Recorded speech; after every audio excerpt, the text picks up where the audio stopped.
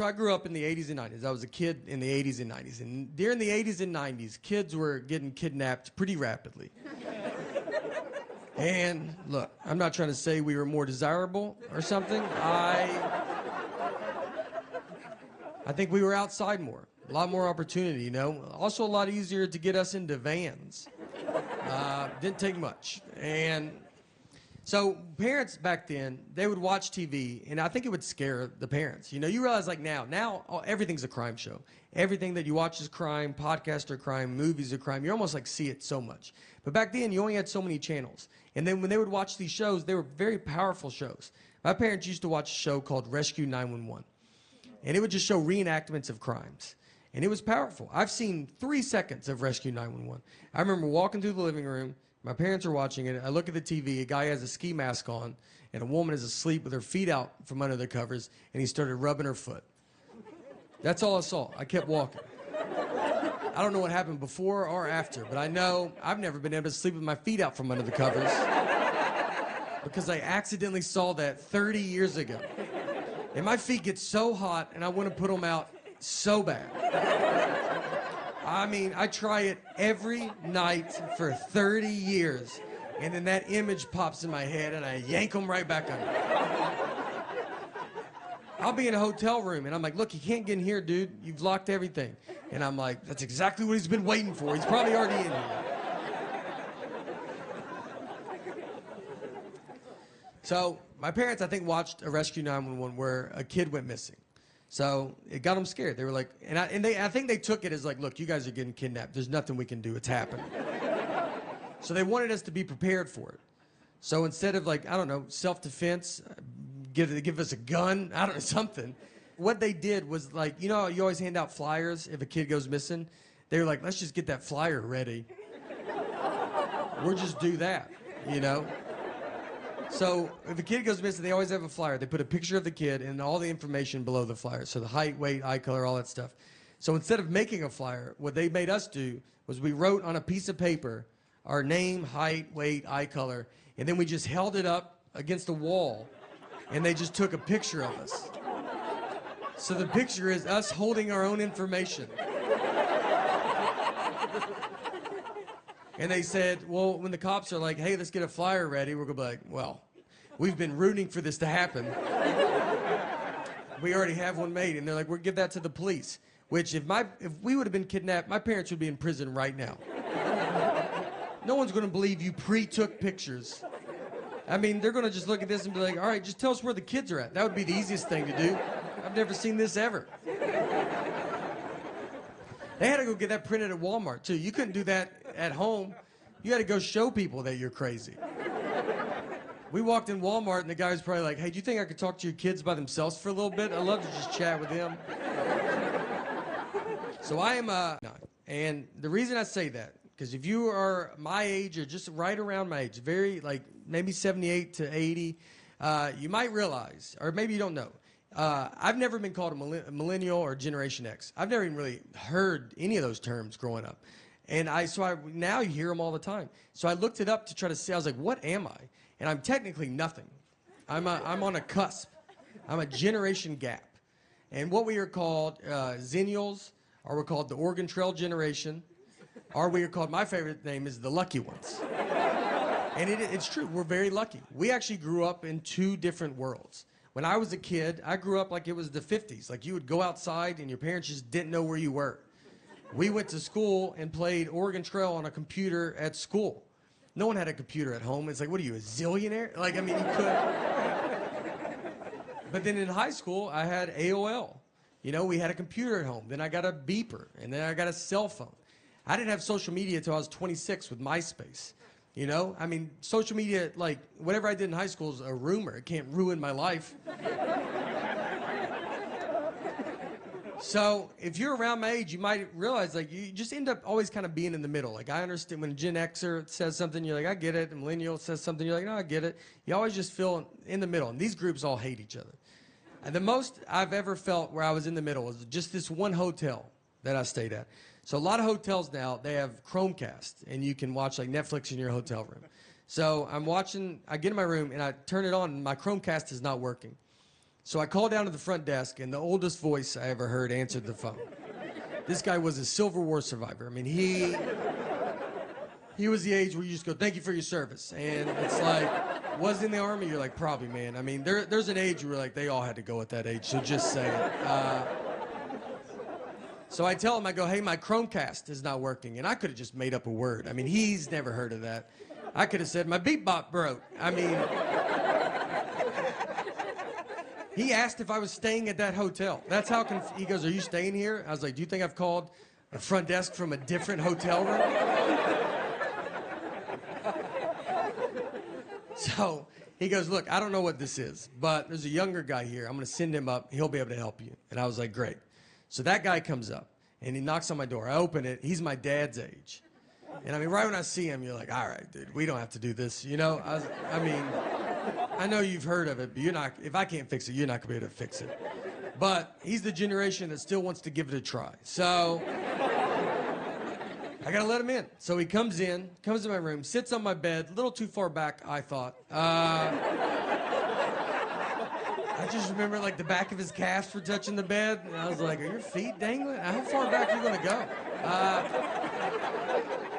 Are you cold? Do you want some covers, man? He gets the remote and just starts pressing all the buttons, and I said, I don't know if that's going to do it. And he goes, let's just keep trying it, though. I go, all right. I'm going to turn the shower on, open a window, let's try everything. You know, let's just see, maybe it turns on. Who knows? Maybe it's all connected. So we can't get it. And he goes, all right. He goes, there's a younger guy. He's about to come to work. And at this point, I'm like, I'm the younger guy, man. I was like, it's all right, dude. I don't need it. And he goes, no, it's a millennial. And I was like, all right. Now we're getting somewhere, you know? This is what the millennial does. He was born with technology. He's going to know how to fix this. I was excited. I was like, great. He goes, he comes to work in an hour. I go, wonderful. And let me tell you, you know how quick that millennial fixed it? Well, I'll never know because he just didn't come to work that night. So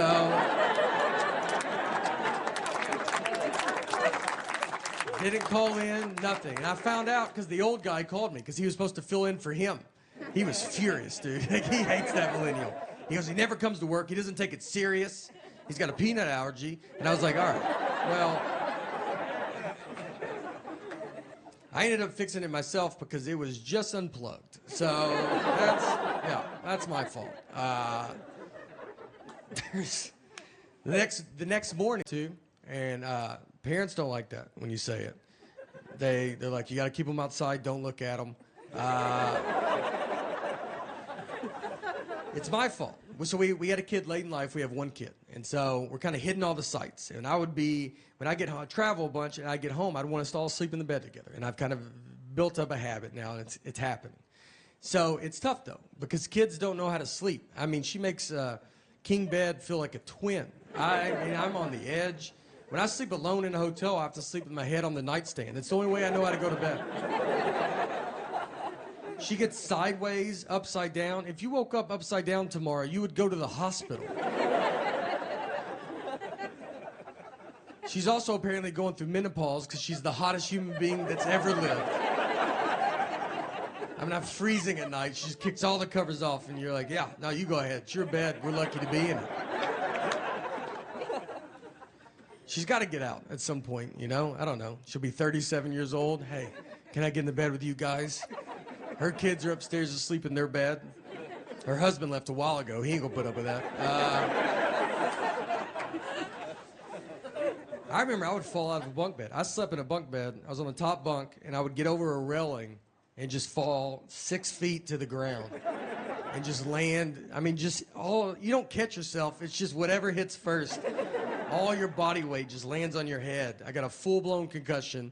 I'm crying. My parents are like, just go back to a deep sleep for 7 hours. I've had 3 concussions in my life, and none of them because of sports. Just living life, man, you know? Stuff happens to your head. What are you going to do? One was in high school.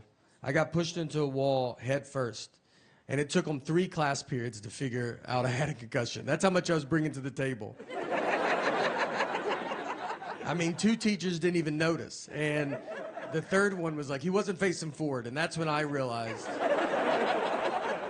he's one of the better facer forwards I've ever had. So I knew.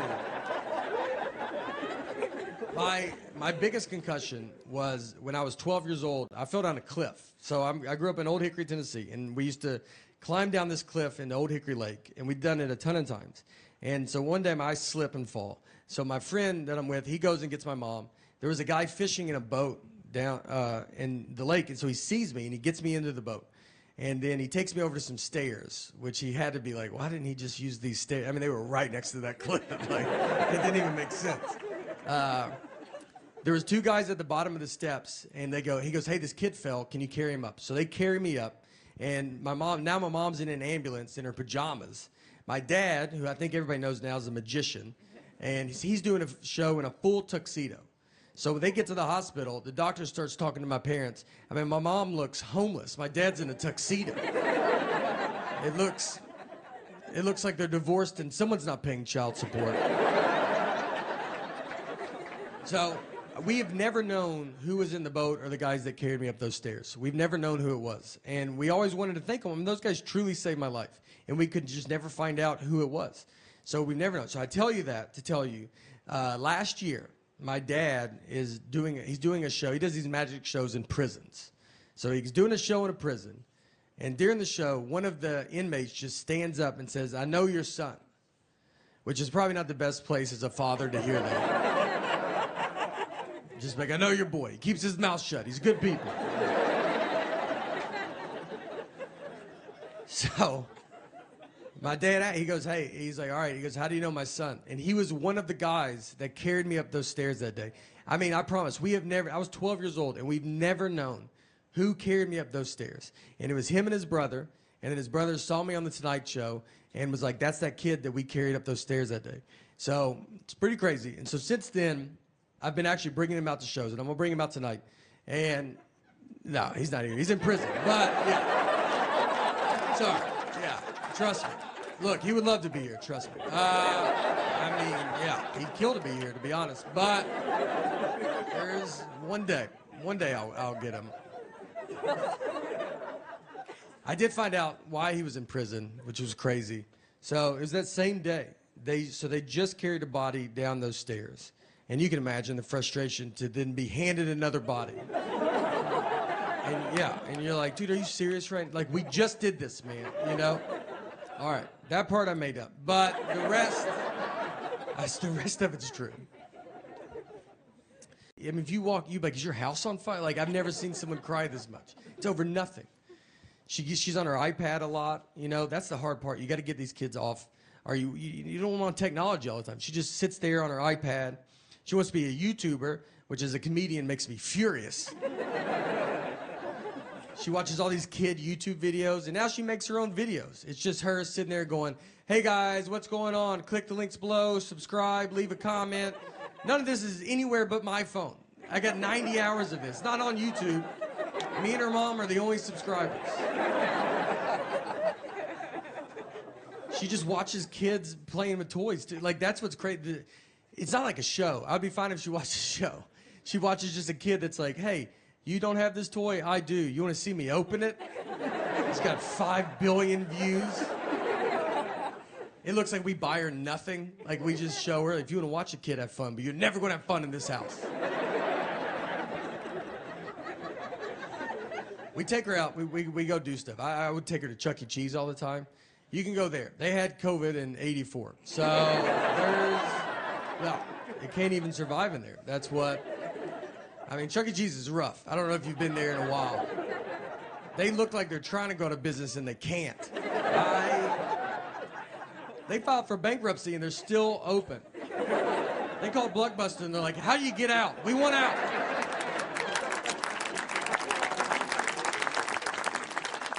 They're updating nothing. That Chucky band is just robotic. I mean, the drummer doesn't even turn on. It just sits like that the whole time. They sell booze to parents now. They just give them buckets of Bud Light. They're drunk in a booth at 9 a.m. And someone drives those kids home. I don't see a bunch of Ubers and Lyfts showing up. There was a Chuck E. Cheese that got caught. If people didn't eat all their pizza, they would just put it back out on the buffet. And that would shut down any normal business. And with Chuck E. Cheese, they have thrived. I mean,